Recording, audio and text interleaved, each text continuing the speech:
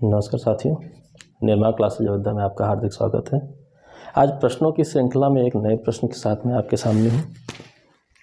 सुपोषण, यूट्रिफिकेशन, ठीक है, रिसेंटली पूछा जाने वाला, लगातार पूछे जाने वाला आपका मोस्ट इम्पॉर्टेंट क्वेश्चन है।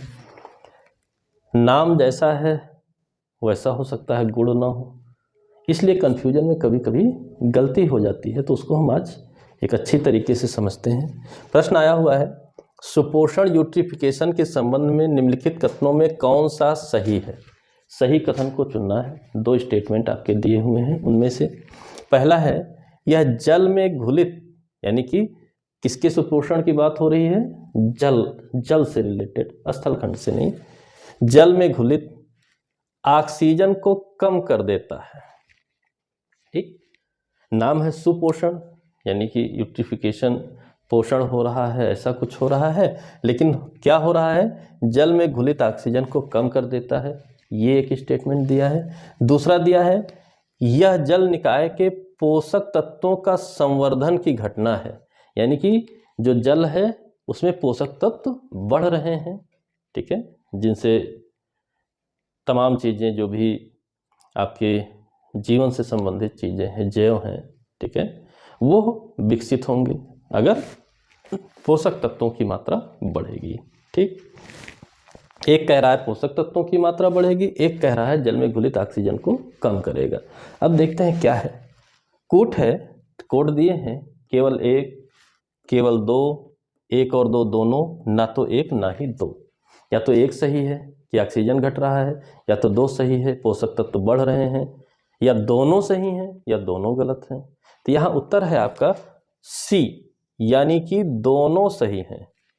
ऑक्सीजन भी घट रहा है और पोषक तत्व भी बढ़ रहे हैं। तो ये पूरी परिघटना क्या है, पूरी परिघटना को हमें जानना होगा, क्योंकि सिर्फ यही दो स्टेटमेंट नहीं, ऐसा टॉपिक है कि अदर स्टेटमेंट नेक्स्ट टाइम पूछा जा सकता है, उससे भी हमें जुड़े रहना जरूरी है कि अगला क्या हो सकता है। तो पहले समझते हैं सुपोषण की घटना, यूट्रिफिकेशन की घटना होती क्या है। जल में जैविक और अजैविक दोनों पोषक तत्वों के सांद्रण में वृद्धि, यानी कि जो दूसरी बात लिखी हुई है कि जो जल है, ठीक है, वाटर है, उसमें जैविक अजैविक, लिविंग नॉन लिविंग, दोनों प्रकार के जो तत्व हैं, पोषक तत्व हैं, उनका कंसंट्रेशन बढ़ता रहता है। ठीक है, यानी कंसंट्रेशन बढ़ने का मतलब ये हुआ उनकी मात्रा में वृद्धि हो रही है, यह सुपोषण कहा जाता है। ये प्रायः स्थिर जल में होता है, यानी कि जैसे तालाब, झील, गड्ढे, पोखरे, इनमें होता है, नदियों में नहीं होता है। उसका कारण अलग है, नदियां पढ़ेंगे उनके बारे में, तब हम उसकी चर्चा करेंगे, क्योंकि वो लगातार मूव करता रहता है पानी, और विस्कस बल, फोर्स के कारण, विस्कॉसिटी के कारण जो भी मटेरियल तत्व होते हैं जल में, वो नीचे की ओर बैठते जाते हैं। लेकिन यहाँ पर ऐसा कुछ नहीं है, जल स्थिर है। अब उसमें कहीं भी आउटर सोर्स से कुछ भी आ रहा है तो वो घुलता जा रहा है, घुलता जा रहा है, ड्रेन नहीं हो रहा है, उसी में रुक जा रहा है। तो जाहिर सी बात है कि जैविक अजैविक दोनों प्रकार के, ठीक है, ऑर्गेनिक इनऑर्गेनिक दोनों प्रकार के तत्वों की मात्रा में वृद्धि होगी। इसी को सुपोषण कहते हैं, स्थिर जल में होता है।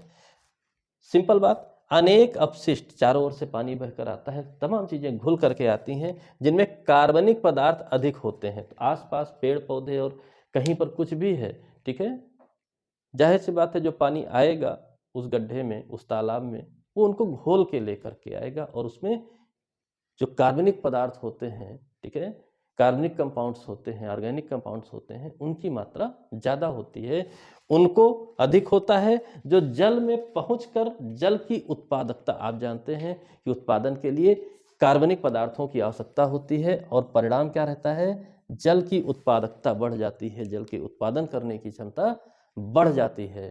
तो जब जल में उत्पादन करने की क्षमता बढ़ गई तो जाहिर सी बात है जल, उस पानी से रिलेटेड जो भी उत्पादन होगा वो बढ़ जाएगा। क्या उत्पादन होगा, परिणाम क्या निकलेगा, जलीय पौधों और शैवालों में वृद्धि होती जाती है। यानी कि अगर जल में उत्पादन क्षमता ना होती, मिनरल्स उसमें ना होते, पोषण करने में सक्षम ना होता तो उसमें पौधे ना उत्पन्न होते।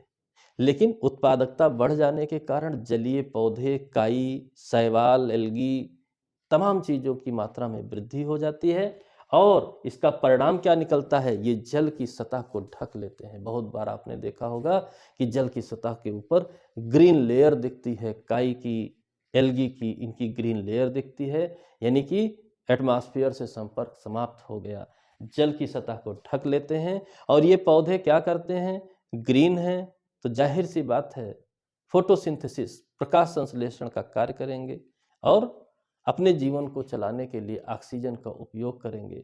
ठीक है, तो अब ऑक्सीजन का ये उपयोग कर लेते हैं जलीय पौधे, ऑक्सीजन का उपयोग कर लेते हैं, जल की सतह को ढक लिया, अपने श्वसन के लिए ऑक्सीजन का उपयोग कर लिया। ठीक है, श्वसन के लिए ऑक्सीजन का उपयोग कर लिया। उस ढके हुए जल के भीतर जो जंतु थे, जलीय जंतु थे, ठीक है, उन्होंने भी ऑक्सीजन का उपयोग कर लिया। सतह ढकी है, एटमॉस्फेयर से संपर्क कट गया है, अब ऑक्सीजन जल में नहीं घुलेगा, परिणाम क्या निकलेगा, ऑक्सीजन की कमी हो जाती है। तो दूसरी बात भी सही हो गई, यानी कि तमाम तरीके से घुल करके स्थिर जल में बाहर से जो जल आ रहा है, वेस्टेज आ रहे हैं, उनसे कार्बनिक, आपके जैविक अजैविक दोनों पोषक तत्व पहुँचे, कार्बनिक पोषक तत्व पहुँचे। ठीक है, उसके कारण से उत्पादन में वृद्धि हो गई। उत्पादन में वृद्धि का परिणाम निकला कि काई, एल्गी, जलीय पौधे पूरा सरफेस ढक लिए, एटमॉस्फेयर से संपर्क समाप्त, पौधे और जीव जंतु श्वसन के लिए ऑक्सीजन एब्जॉर्ब कर लिए, ऑक्सीजन की भी कमी हो गई और पोषक तत्वों की वजह से ही इतनी ज़्यादा वो विस्तार में आए थे। इस पूरी परिघटना को कहते हैं यूट्रिफिकेशन, सुपोषण। ठीक है, तो इस बात को समझिए।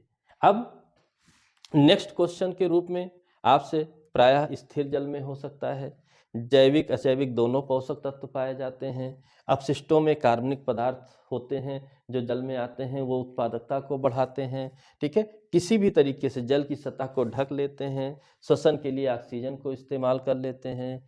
कोई भी बात आपसे नेक्स्ट टाइम पूछी जा सकती है, उसको ध्यान रखिए। एक सीक्वेंस है, उस चक्र को, उस सीक्वेंस को आप ध्यान रखिए, आपका आंसर कभी भी नहीं गलत होगा। ठीक है, आपको ये प्रश्न मोस्ट इम्पॉर्टेंट है, इसे ज़रूर बार बार देखिए, समझिए। नहीं समझ में आता है तो आप कमेंट बॉक्स में बता सकते हैं। ठीक है, इस वर्ष आया प्रश्न है, पहले भी आया हुआ है, नेक्स्ट आने की भी इसकी संभावना है। ये मोस्ट इम्पॉर्टेंट है, इस पर ज़रूर फोकस करिएगा, ध्यान रखिएगा। तो प्रश्नों की श्रृंखला में आज का प्रश्न था यूट्रिफिकेशन, और उसके उत्तर को भी हमने जाना और साथ ही उसकी व्याख्या के जरिए नेक्स्ट क्या हमारा क्वेश्चन हो सकता है उसको भी हमने जाना। अगले प्रश्न के लिए तब तक आप इंतजार करिए, अगले वीडियो में मैं मिलूंगा। एक एक प्रश्न, मोस्ट इंपॉर्टेंट जो क्वेश्चन है लगातार आ रहे हैं, उनकी चर्चा हमारी होती रह रही है। एक एक चीज़ मेंटेन करके ही हम अपने सिलेक्शन की ओर आगे बढ़ेंगे। तब तक के लिए जय हिंद, जय भारत, धन्यवाद।